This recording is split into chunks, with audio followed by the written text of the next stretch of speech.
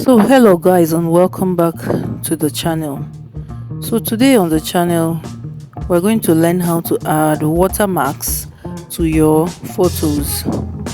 Like Instagram is a photo app, so you imagine going on there and seeing your original photo being posted by someone else. But if the photo has a watermark on it, it will be very difficult for anybody to claim it as their own. So today we're going to learn how to put watermark on a photograph or on a picture.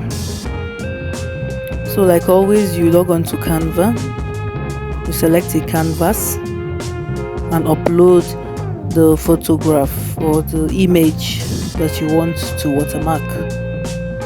So now we're in the image section, so we're just going to select any image. So let's say we select the image of these potatoes. Imagine that I got all these potatoes from my farm, right? So we set the image as the background on our canvas. Then we want to click on add text. So when this window opens, then we'll click on add a heading. We're clicking on adding a heading because we want the fonts to be quite thick. So we'll go ahead and type the name that we want, or that we want to appear in the watermark if it's a name that we want to use. So let's say the name of our brand is garden, home garden, right? So we'll go ahead and type it. So as we have typed it, then I want to go ahead and edit it by changing the font to a font that is thick. We'll even change the color. I think white works better for what we want, white color. But first of all, we'll change the font to a font that is very thick.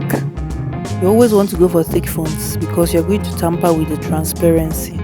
So if you go for a font that is not thick, you might not get the desired results.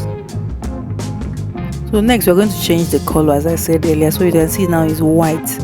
So white or light color is always better for this sort of thing.